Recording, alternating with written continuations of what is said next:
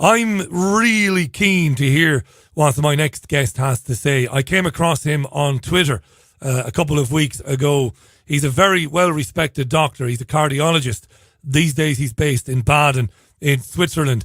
And he's got a hugely popular Twitter account where he talks about the response to coronavirus.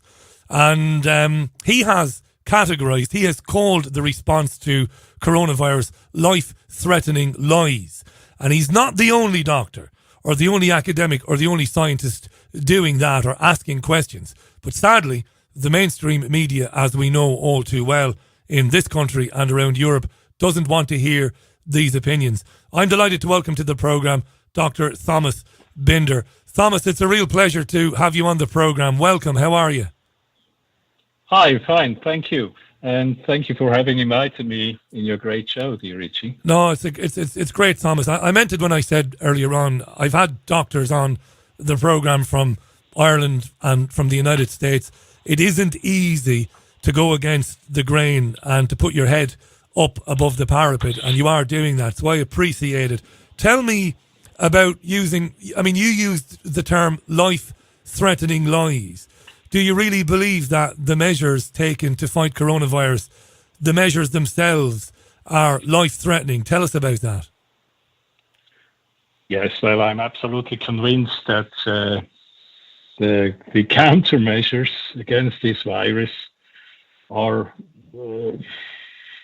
much huger than the danger of the virus itself, and then not only a little bit, but by magnitudes. I mean, if you look at the suffering, at the global suffering all over the world that is created by these insane measures, I don't know what to say, actually.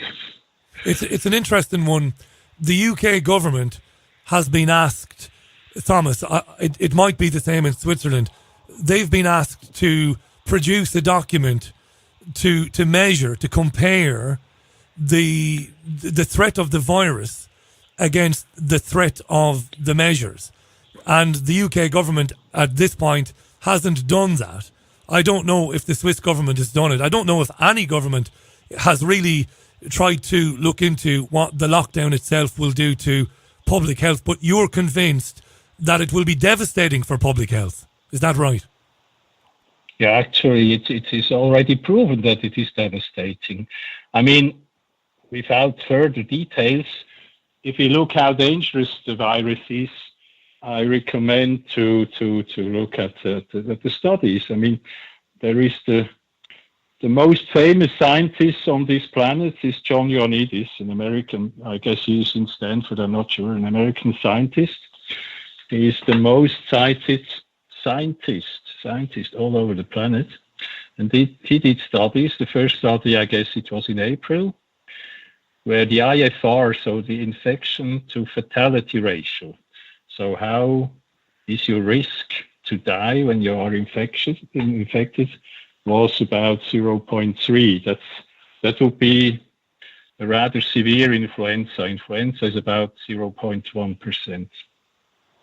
And his latest study, it was about 0.23 in the general population, but below the age of 70, it was 0.03 to 0.04, so that's even below influenza and the range of other corona cold viruses.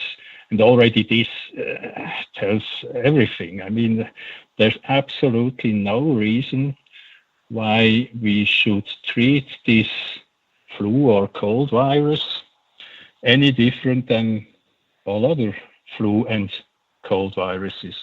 Do you believe, and this isn't a stupid question, it's just because I see this online a lot, do you believe in the virus? Is the virus a real thing? I think it might be. I think it is. I think I was ill with it back in the very, very late winter. But some people think that it is flu and that they've renamed flu as COVID, Doctor. What do you think? Yeah, well, I think probably it exists. But from a statistical point of view, it need not exist.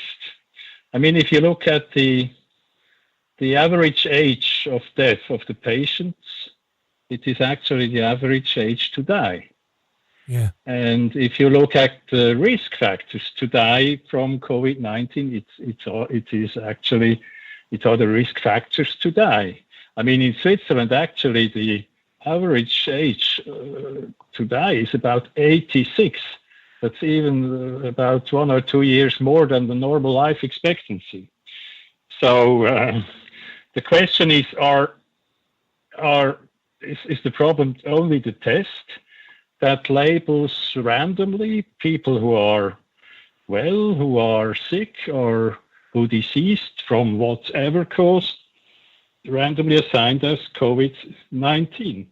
And actually, the CDC in June, I guess, had a paper where they wrote there is actually no isolate of the virus around. I mean, after 9 months of this global pandemic of a alleged killer virus, nobody has a proper isolate of this virus. I mean, this is Can you explain that to me?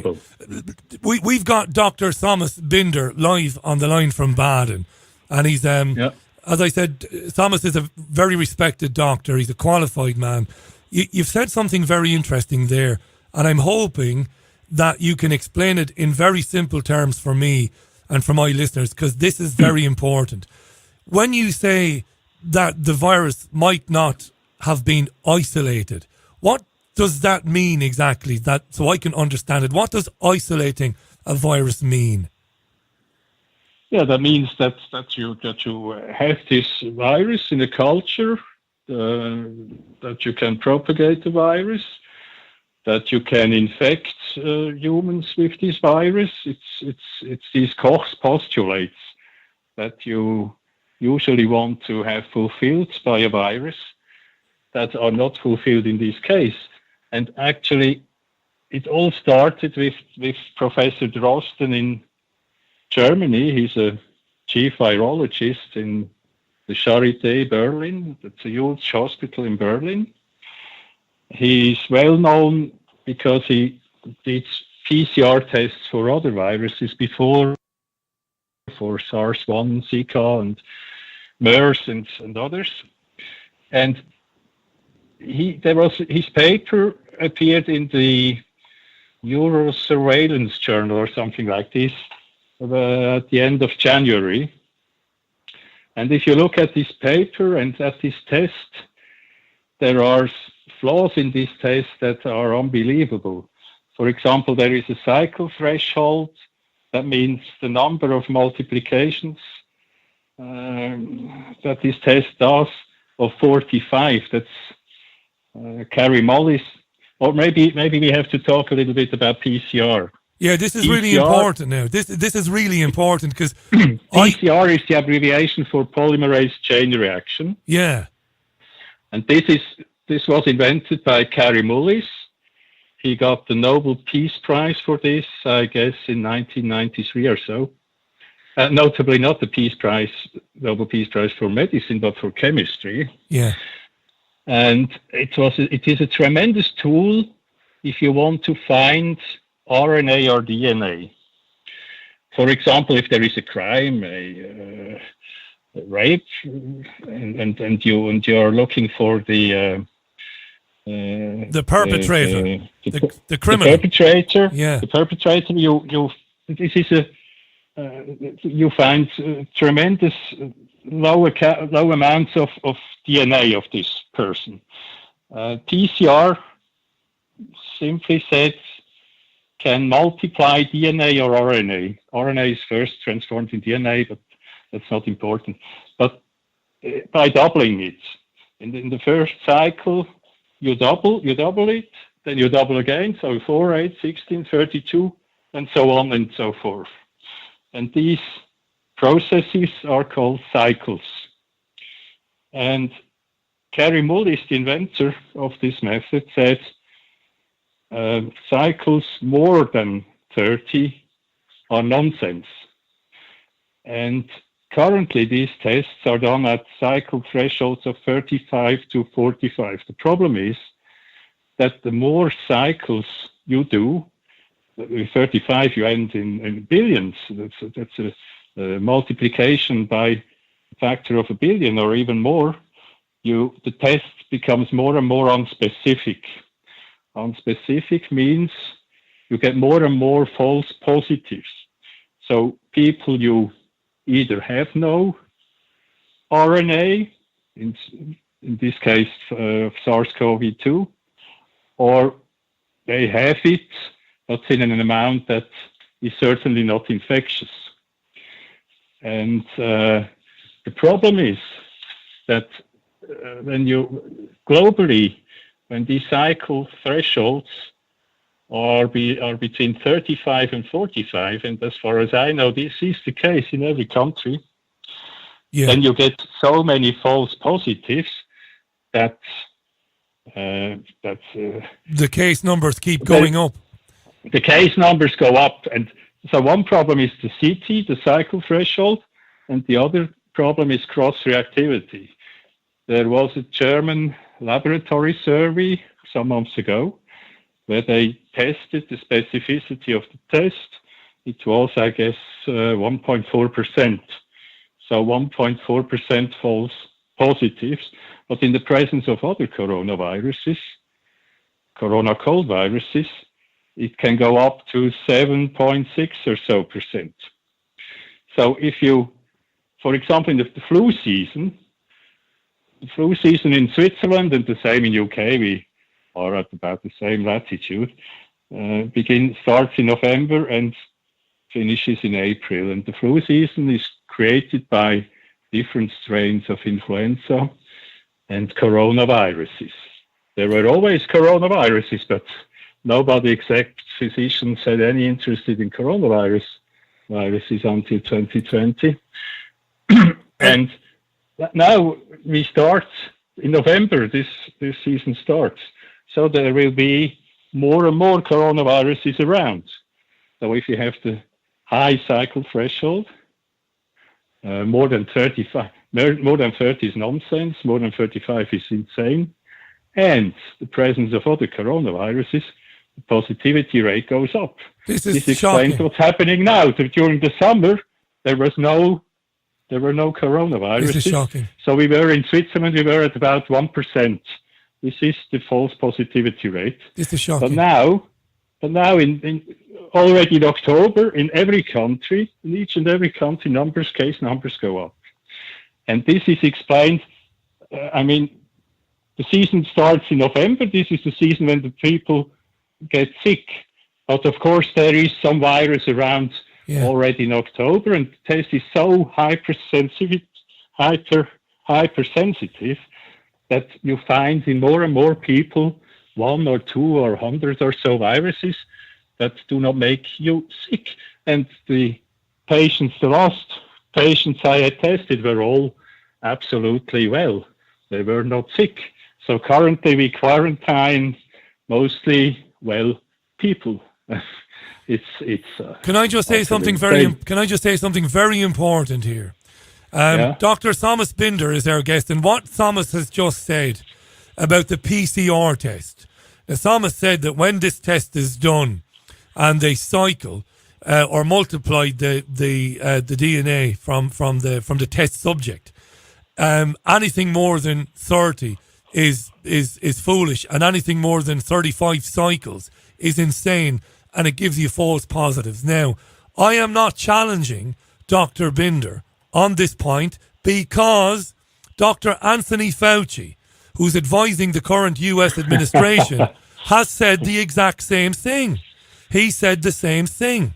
He said if you cycle above 30 or above 35, the result is basically worthless. And Dr. Thomas Binder has just told us that the PCR testing then is not only worthless, but it's showing up lots of false positives. And you heard Dr. Thomas just now saying that we're in November and there are lots of different coronaviruses because we're in November. People start getting viruses as we do every other year. And now this worthless PCR test is going to start showing positive for COVID-19 when somebody might just have a cold or some other coronavirus or even nothing at all. This is crazy, right? exactly. I mean, maybe I have to mention a PCR test per se is not a bad thing. If it's done properly, it is a great screening tool for a virus or bacteria as well, for any infectious agent, but it must be done properly, and CT usually not more than 30. This is actually what Gary Mullis, the inventor, also said. I mean, you find these documents not in the mainstream media, but in YouTube, and this is actually what he said as well. The problem is, as the test is not 100% sensitive, especially when the prevalence in the population is low, so when the virus is almost not around, a positive test must be confirmed by a more specific confirmatory assay. For example, in HIV, we do the same. There is a PCR screening test, but then the positives are tested with a more specific confirmatory assay. If not, maybe 5% of the population will be tested HIV positive. Yeah. So the test is, if it's done properly, is not the problem. The major problem is the wrong indication to test. Remember, Richie, I'm 59. I don't know how old you are. 45. I'm 45. Yeah. Okay, but during our whole life, how did we handle flus or colds? Well, we treated ourselves first. Maybe we didn't work. We ate some paracetamol, and usually after a week we were okay. If it was getting worse after 2 or 3 days, we went to a doctor. Maybe a doctor found a secondary bacterial pneumonia that could be treated ambulatory by antibiotics, and this went okay as well. And maybe in 1 on 500 cases, it got ever more severe, and then the doctor sent us to the hospital. Yeah. This was how we handled respiratory viruses during my whole life and during my whole medical life. That is 32 years now. And now what happened? In January, out of nowhere, Professor Drosten arrived with this test. And what we did, and what was proven effective, and what nobody ever questioned during our whole life, was turned upside down. I mean, everybody who felt a sore throat went to the hospital and said, test, please test. Yeah. Huh? And so the problem is not the virus, but our paradoxical reaction to the virus. I mean, imagine, for example, you are working in a company. Then there is a new boss coming, and the new boss turns all processes upside down. I mean, what happens? The total chaos. Huh? And it is about the same what happened here. So to test is not per se wrong, but we must check the indication. When we are not severely sick from a flu or a common cold, we have never tested for the virus. I mean, whether you have influenza A, B, corona B74 or whatever, who cares? Usually it's a self-limiting disease. You treat yourself. So during my whole life, we treated only the severely ill in the hospital, because then it was really life-threatening. And then we want to add specific therapy for the virus. Then we must exactly know which virus you have to choose the appropriate medication.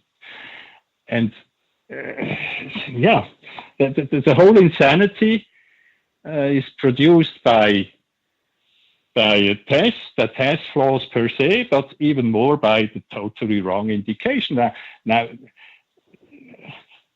to test even asymptomatic people, that is the coronation of insanity. The coronation of insanity. And most people are asymptomatic. And I know this to be true because I see the UK government figures on this. The majority of those who return a positive COVID-19 test are showing no symptoms whatsoever. This astonishes me. Yeah. Maybe another possibility to explain it simple that everybody understands. Look, we can create the same insanity with any flu or common cold virus. Let's imagine we do exactly the same. We test at the end the whole population with a non-specific, not validated, not standardized PCR test at too high threshold for influenza. Imagine we stop testing for SARS-CoV-2 and we do exactly the same for influenza. Well, what will happen? Then in January, we will have in Switzerland alone hundreds of thousands of infected and thousands of deaths with influenza. You understand? Yeah. I mean, we can. I mean, I cannot explain it more simply. No, you've explained it brilliantly. Influenza A, B, metapneumoviruses, Corona XY. We can create the exact same mess with any cold or flu virus. You've explained it brilliantly in a way that a lay person like myself can understand it. And in advance of you coming on today, and I did the same when Martin Kulldorff came on from Harvard University. He was on this program. Yeah. I did the same. I tried to find some information so that I could contradict you and argue with you, because I love an argument. I'm an Irishman. I love an argument. But I can't argue with you because what you are telling me is true. Now, here's a question, and this is a rhetorical question, not a rhetorical question, this is speculation. We are told in this country that our ICU, our intensive care unit departments are overflowing. We are told that hospitals are filling up. Is somebody telling lies, do you think? Or is there a particularly nasty flu bug going around coincidentally at the same time? Because they keep telling us our hospitals are filling up, Thomas. I guess it's difficult to compare different countries. One thing is for sure, everywhere is the same virus. So when the fatality rates are different between even within a country or between countries, it cannot be the virus. The cause must be our reaction to the virus. So this is very important to realize. I mean, when the virus crosses the border between Switzerland and Germany, the River Rhine, it stays the same. Huh?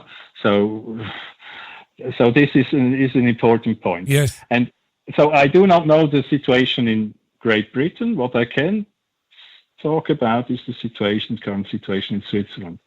And there is an ICU monitoring. Actually, this is at ICU monitoring WCH for Switzerland. And there you can find the ICU occupancy in Switzerland. Brilliant. And what you see there is that after the end of the flu season in April, the total amount of ICU patients is tremendously constant. And what you see is a curve of non-COVID ICU patients and of a curve of non-COVID ICU patients, yes, and of COVID ICU patients. And in October, the curve of COVID ICU patients rises exponentially, but the curve of non-COVID ICU patients goes down absolutely synchronically. Is that right? The same amount. So, I mean, well, you can debate. Okay, so you're suspicious. We do not do elective surgery anymore and all this, but this correlation is tremendous. And so are you suspicious? When thinking about Occam's razor, I don't know whether you know Occam's razor. Occam's razor means when you have different theories about reality, until proven otherwise, the most simple theory is the true one. Yes. So the most simple theory for this would be that non-COVID patients, whether they are suffering from influenza, coronary artery disease, stroke, or whatever, are just mislabeled by this nonsense test randomly into COVID patients, because the total amount of the patients stays exactly the same. We have a slight increase, but a slight increase in the last month, but this is normal because we are approaching the flu season. Yeah. And in the flu season, almost every ICU is filled, because in the winter we have the acute respiratory infections, and the ICU most beds. severe cases are Yeah. ICU patients that have to be intubated and ventilated mechanically. Yeah. I was speaking to Dr. Vernon Coleman, who's a very respected former general practitioner, a real gentleman, very learned man. And I asked him a few weeks ago about something I read in the Australian news about the flu disappearing, not having much cases of flu in Australia. And Dr. Vernon Coleman said his suspicion would be that flu had been renamed coronavirus. That's exactly what I think as well. Look, there is a proof. The official numbers of the World Health Organization, WHO, you can Google for this, they have a graph where they show that globally, influenza has almost disappeared since the advent of SARS-CoV-2.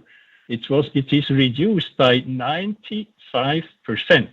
And at the same time, if you look at total mortality in the countries, that in no country is really worse than in years before, dependent whether the flu was slight, intermediate, or severe.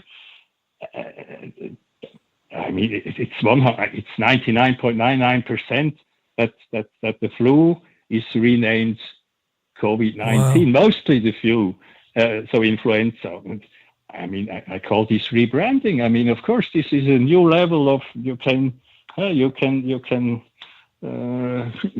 new medications, new vaccines, new everything, new all these virologists.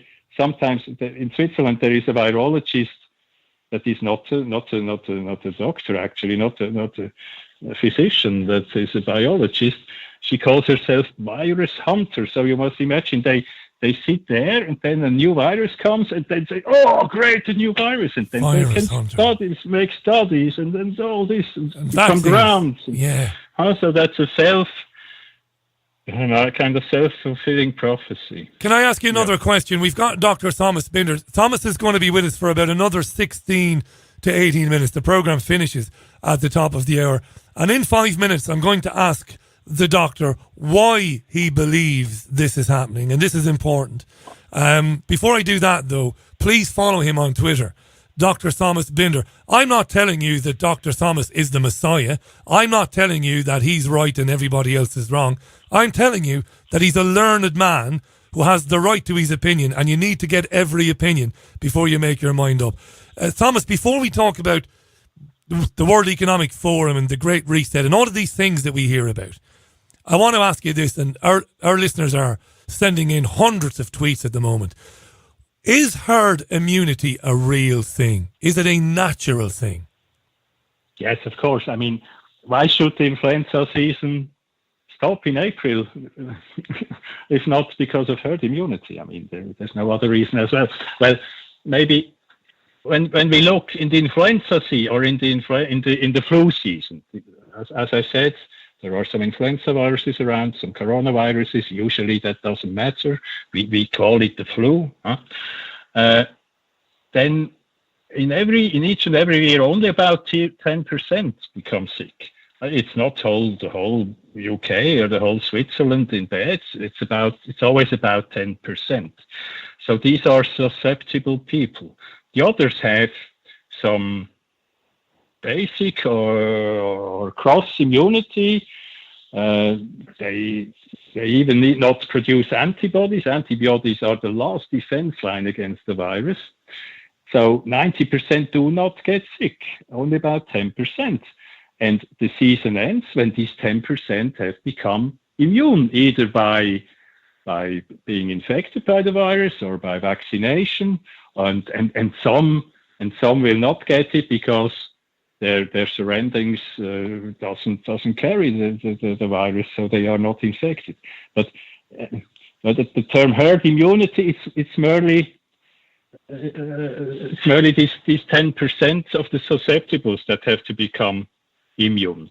But the problem is, as I mentioned, I mean, for 30 years of my medical life, we doctors treated the flu. And in 2020, in each and every country, a bunch of technocrats, usually biologists, these epidemiologists usually are not even physicians, so usually biologists hijacked the therapy of the flu. And we doctors do not have to say anything. We have to follow orders. And I'm absolutely fed up with this. I mean, the government tells me whom I have to test. I mean, this is absolutely ridiculous and insane. I studied medicine. I did my thesis in immunology and virology. I specialize in internal medicine and cardiology. Have 32 years experience in diagnostics and treatment of acute respiratory infections. And now a biologist who calls himself epidemiologist, I call them digital epidemiologists, says how I, analog physician, have to treat the flu. I mean, it's absolutely insane. I mean, if the people want to follow these biologists, so they shall not call me at 2 a.m. when they have problems with breathing, then they shall call the biologist. Yeah. I mean, you understand what I mean? I do. I mean, I can't find the words, actually. I can hear your frustration. This is powerful stuff. You, as a man with 30 years experience, is being dictated to by somebody who doesn't know what they're talking about, telling you it's narcissistic scientists who think they are gods and they tell the world how to treat the flu. And we doctors, when we have the backbone to tell what's the reality, we are labeled. Where have we gone? Actually, where have we gone? It's amazing, and this is. I mean, I think we doctors have to follow our oath and to inform the populace, and then there is the duty of the lawyers to re-establish law. Why are you still in the minority? I don't say that to insult you, but you are. I spoke to Dr. Marcus de Bruin from Dublin, again, like yourself, a very respected doctor, and I have done my own research as a responsible journalist, and I know you're telling the truth. I can't attack what you're saying because I can't find the logic to attack you, but you're still in the minority. Why? Where are your colleagues screaming about this? Well, what we must know is not everybody who is doing this is evil. So most people are just totally deluded by the mass media. This is the problem. I mean, we saw this show from China, then from northern Italy, and if you see these images in the TV, you are scared. And of course, doctors are also humans. We are, well, some think they are half gods in white coats. Yeah. But actually, we are also humans, and most doctors were panicked as well. This was also a cause for overtreatment in the beginning. In the beginning, people died also of overtreatment, even in studies with for example, with highly toxic doses of hydroxychloroquine. And so it's very difficult to say who does this on purpose and who is deluded. And from the distance, I would always say he's deluded.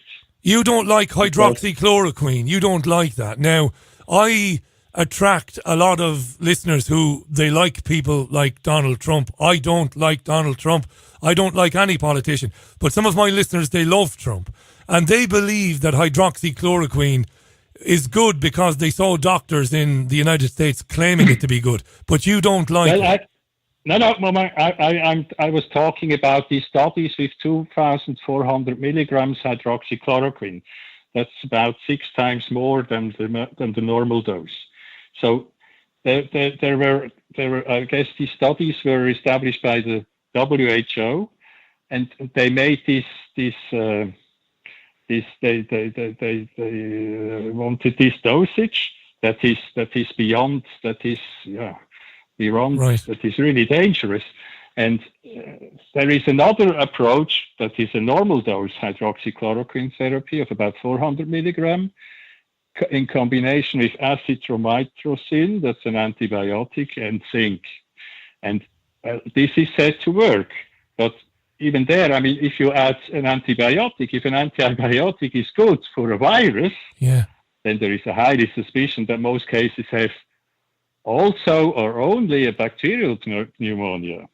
Because if not, why should an antibiotic be good? Yeah. And as I say, I mean, usually it's a self-limiting disease, and also these 400 milligrams hydroxychloroquine are probably over-treatment. But I'm not a specialist for this. I'm not a specialist thanks for answering I think we tend to over-treat our patients. Thanks. We've got exactly 10 minutes left today. I want to tell folks to go to Twitter. It's at Thomas_Binder. At Thomas_Binder. Highly regarded cardiologist, 30 years of experience. Great resume. Final question to you. I've had many people on this program. I've had well-known journalists. I've had well-known doctors. And they tell me that they have come to believe that there is an agenda to transform dramatically the way we live our lives on planet Earth. And they believe that the virus is being used as an excuse to further that agenda. Some very qualified people just like you, and they tell me about the Great Reset and the World Economic Forum, the Fourth Industrial Revolution. Now, I believe, Dr. Thomas, you've got some sympathy with this point of view. Is that what you think is happening, that this virus is being used as an excuse to change the way we live? Well, what is the reality is that even if this was the plot, these measures are inappropriate, totally inappropriate. And these measures happen in the whole world in lockstep. Maybe most people, if they think about conspiracies, most people think, every doctor and every journalist must be involved in this conspiracy. No, it is much simpler. It is just a bunch of psychopaths who invent such a banality of evil, and then many join the bandwagon. And if you control the WHO, you control the world, because once the WHO says there is a pandemic, the last time it was in the flu swindle in 2009. I don't know how much you know about it, but it was actually about the same on a lower level. The swine flu. With the swine flu, it was about the same, but not that insane. We could stop it at the right time. But when the WHO says, now we have a pandemic, and in 2009 they lowered the threshold for a pandemic, so it does no longer need a very dangerous virus that's spreading very rapidly. But since 2009, you can declare a pandemic by any flu or cold virus.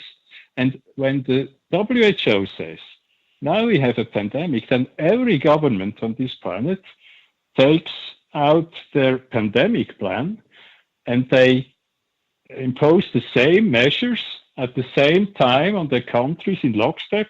So we end up in a kind of authoritarian world government without, and maybe many of the people in the government, even in the higher government, have no idea what they are doing. They must not be evil. I always repeat this. They can just be totally deluded, as we almost all were once. But once we are enlightened, there is no more excuse. I mean, then we have to stand against this. So nobody has to apologize for his delusion. We almost all were deluded, but from the point when we are enlightened, we have to stand against this insanity. And do you worry? And we have to stop it. Do you worry, Doctor? Can I just ask you this? I've asked the other doctors the same question. Do you worry about the personal consequences for yourself? Because you are putting yourself in harm's way by going against the grain. Is that something that concerns you? Well, I don't know whether you realize this. I was actually in psychiatric custody in April. I don't know whether you know it. I didn't know that. I started this in March. I mean, I realized it in February, but to go public as a doctor, I couldn't go public when I was 99% sure, because when then the tsunami of this virus would arrive and I was wrong, I would be destroyed. So I went public when I was 200% for sure, and this was in March. I wrote about the PCR test. Then I realized that every patient, I mean, you must also imagine that if you die within 28 days of a positive test, whether on an accident or by suicide or from a heart attack or whatever, if you die within 28 days after a positive test, you are a COVID-19 death. And I realized this in March, and I made this public. And you know, when you have arguments, you can have a scientific debate. Yeah. But as they have no arguments, then you must be libeled. I mean, it's the same with Martin Kulldorff, Bhattacharya, Sunatra Gupta. They are libeled even nowadays. They are libeled because they have no arguments against them. So if someone is libeled, you know exactly that they have no argument. Because if you have an argument, why should I libel you? The ad hominem attack, yeah. And then some people felt attacked by my enlightenment, obviously, and I was arrested by an anti-terrorist squad, and allegedly because I had threatened the government. I never threatened anybody. I could never threaten anybody, and they then realized, oh, well, yes, this is wrong. And then a stupid colleague thought I am suffering from COVID insanity. The problem is the colleague is suffering from COVID insanity. And I was sent to psychiatry for 6 days. And now there is an administrative investigation and all this. So I was really down. And now they went for you. Since then, there was an attack in the media about a month ago. I saw that. Allegedly because I tweeted, because I gave an advice from far away not to take medicine, but this was actually high doses of hydroxychloroquine, antivirals, life-threatening things. If I had not said he shall not take it, then I would have been attacked for not telling him that his parents might die. I mean, it's ridiculous. We've seen this. So for the moment, it's quiet, and we must defend if necessary with lawyers. Yeah. When Dr. Marcus de Bruin did the same thing in Ireland, when he broke cover to criticise the response, the Irish government and the Irish media went for him as well. You know, I spent the last couple of days reading about you and reading about your background in medicine.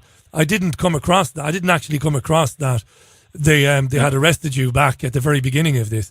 I'm appalled at that. I don't know what to say, really.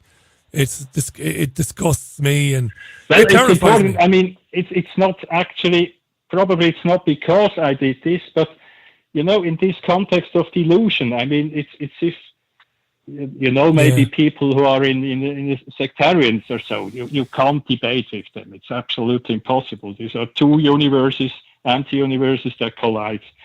And, those people couldn't believe what I'm saying and all this. And So there was an overreaction on something that didn't really exist. I mean, they were insane, and of course they projected their insanity on me.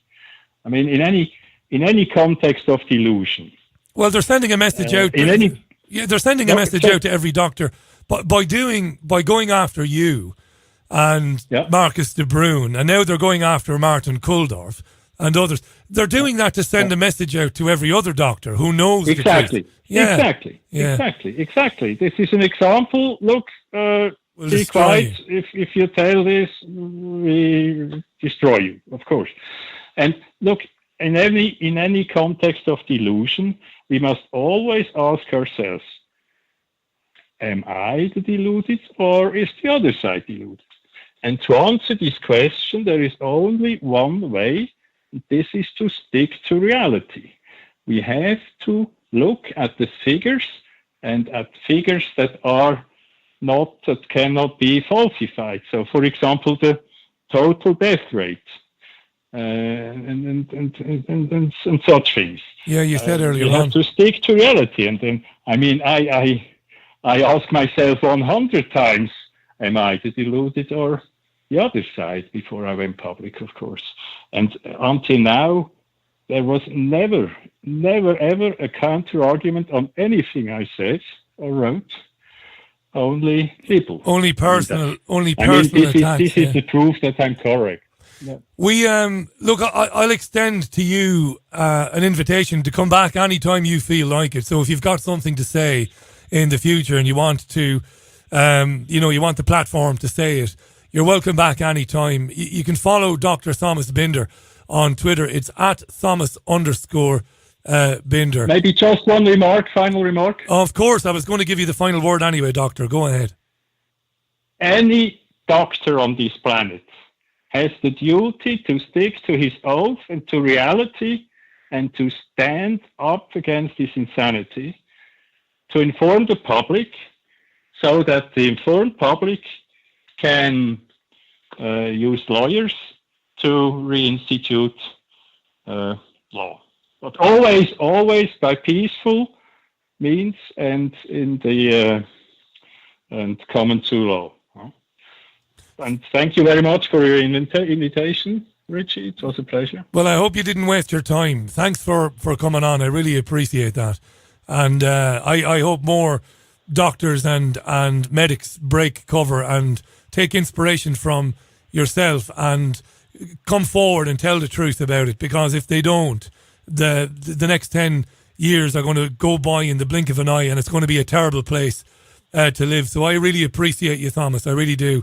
Yes, and of course you are right. I mean, you can go at the website of the World Economic Forum, and then it's all there. In the Great Reset, there is everything written. And I mean, if you are against or for this, you can decide. But in a democracy, the populace should be allowed to have a referendum about this. I mean, this is a our lives are totally turned upside down by the Great Reset. And in a democracy, the people, the populace, the sovereign should decide, not a government that is following some multi-billionaire psychopath. That's a great way to finish today.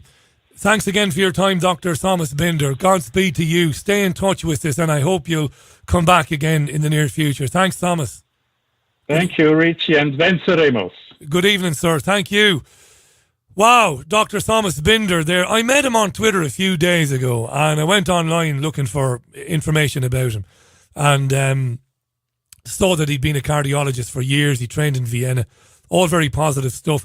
And he'd been sending me threads about coronavirus and the testing and the problems with it and the measures and all of that.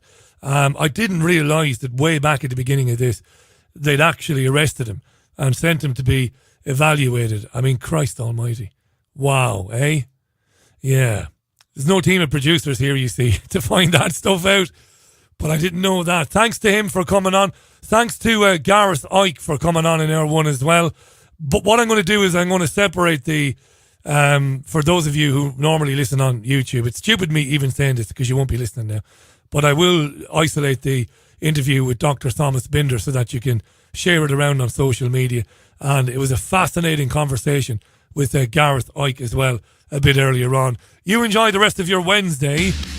Closing out with Bruce the Boss Springsteen and the opening single from his most recent album, Letter to You, the self-titled, or the title track I should say. Bye for me, bye now.